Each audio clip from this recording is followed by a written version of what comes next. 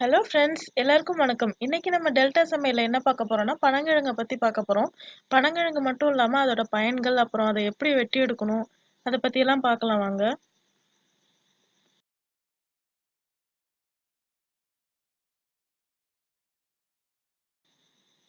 பனங்கிழங்கு வெட்டி எடுக்கிறதுக்கு முன்னாடி பனைமரத்தை பத்தி சுருக்கமா பார்க்கலாம். பனைமரம் வந்து ரொம்ப பயனுள்ளதா இருக்கும்.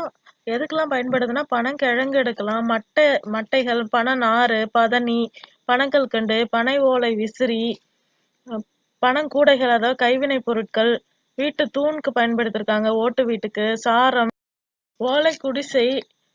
அது வந்து ரொம்ப குளிர்ச்சி தரதுங்கிறதுனால வந்து குடிசைக்கெல்லாம் போட்டுட்டு இருந்தாங்க.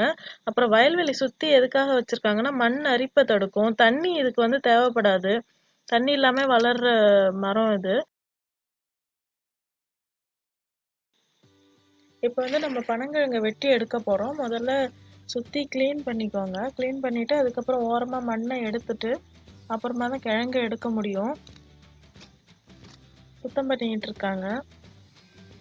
இங்க பாருங்க, ஒரு குருத்து தெரியுது. இதுதான் வந்து பனங்கிழங்க வந்து முத்திருச்சு, இப்போ வந்து எடுக்கலான்றது வந்து தெரியும். ஒன்று ரெண்டு வந்து இது மாதிரி குருத்து வரும். அப்போ வந்து நம்ம பறிச்சா கரெக்டா இருக்கும்.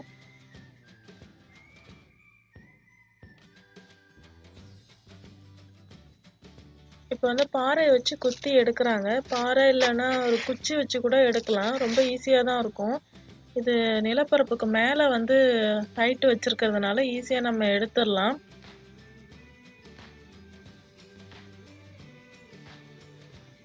இப்போ ஓரமா தள்ளிவிட்ட மண்ணெல்லாம் வந்து எடுத்து எட்ட வச்சிடுறாங்க. அப்பதான் வந்து நம்ம பனங்கிழங்கு எடுக்கிறதுக்கு வந்து ஈஸியா இருக்கும். பாருங்க, பனங்கிழங்கு தெரியும். பனங்கிழங்குல வெட்டிடக்கூடாது, இல்லைன்னா கிழங்கு வேஸ்ட் ஆயிடும். பாருங்க, கிழங்கு அழகா எடுக்கிறதுக்கும் ஈஸியா இருக்கு. ஒன்றும் கஷ்டமாவே இருக்காது. வேர்லாம் ரொம்ப சுலபமா எடுத்துடலாம்.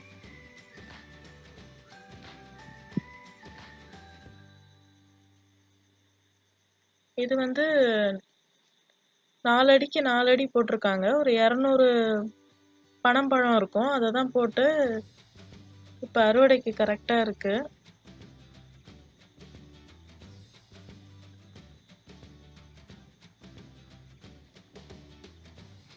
பனைமரம் வந்து ஏப்ரல் மே இது வந்து நொங்கு வரும். நம்ம வெளியிலே விற்கும், பார்த்துருப்பீங்க. ஏப்ரல் மேல அந்த சம்மர் டைம்லலாம் விற்கும். அது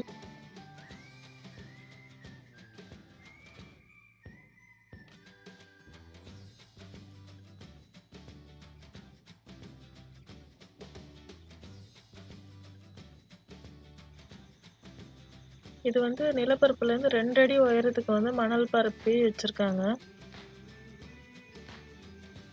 கிழங்கு நல்லா பெருசாவே வந்திருக்கு, முத்திருச்சு. இப்போ நல்ல மணல்லாம் இருக்கிற ஏரியாலாம் பார்த்தீங்கன்னா இப்போ வந்து மணல்லாம் இருக்கிற இடத்துல பார்த்தீங்கன்னா நல்லா பெருசா வரும் கிழங்கு. இது வந்து கரிசல் மண், அதனால கொஞ்சம் சின்னதா இருக்கும். ஆனா டேஸ்ட் நல்லா இருக்கும்.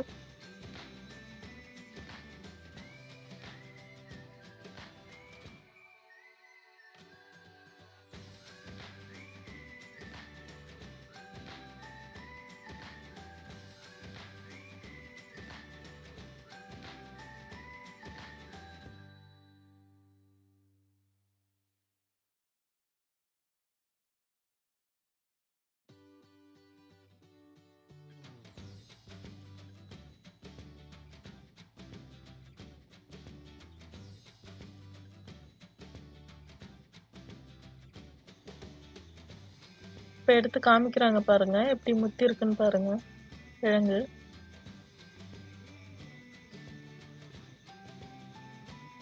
தோலை எடுக்கிறாங்க.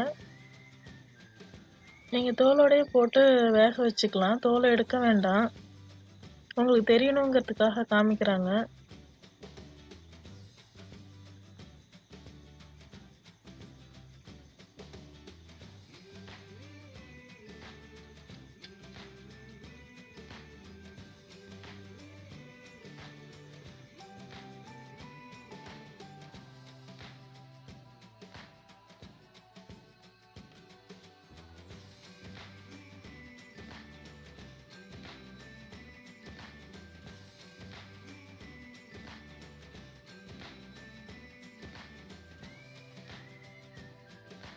இது வந்து ரெண்டா வெட்டணும். இந்த பனங்கொட்டையை ரெண்டா வெட்டுனா அதுல இருக்கும். அந்த ரசகுல்லா இருக்கும் இல்லையா, அந்த மாதிரி வந்து பஞ்சு மாதிரி இருக்கும். ஆனா டேஸ்ட் வந்து வித்தியாசப்படும்.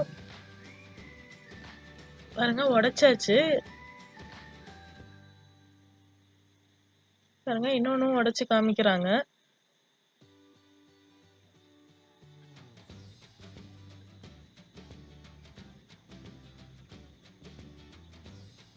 வெட்டியாச்சு.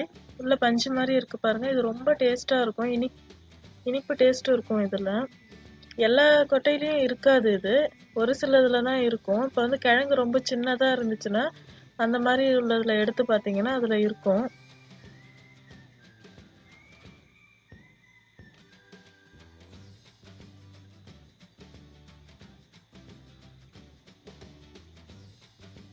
பாருங்க இதுல ஒன்றும் இல்ல, சிலதுல தான் இருக்கும். இதுல இருக்கு. இது சாப்பிட்றதுக்கு ரொம்ப டேஸ்டா இருக்கும்.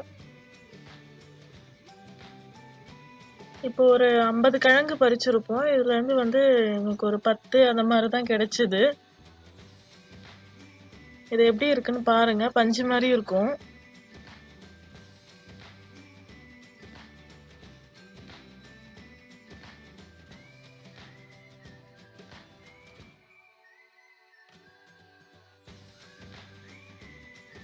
இப்ப வேக வச்சுட்டு வந்தாச்சு.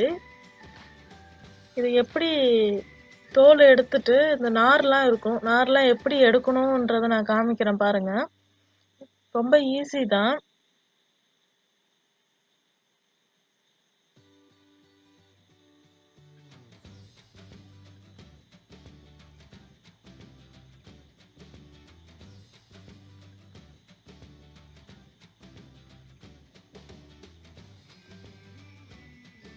பனங்கிழங்கு எடுத்துக்கோங்க.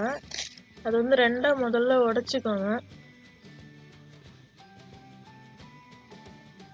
இது மாதிரி ரெண்டா உடைச்சுக்கோங்க. அதுல நடுவுல ஒரு குருத்து மாதிரி இருக்கும்,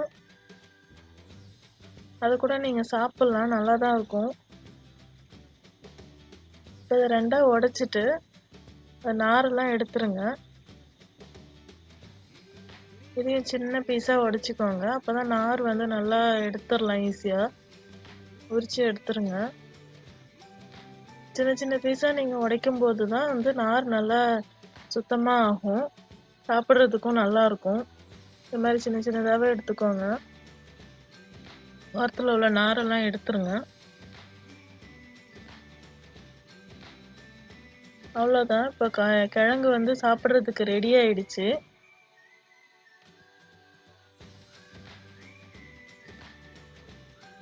பாருங்க கிழங்கு நல்லா வெள்ளையா இருக்கு.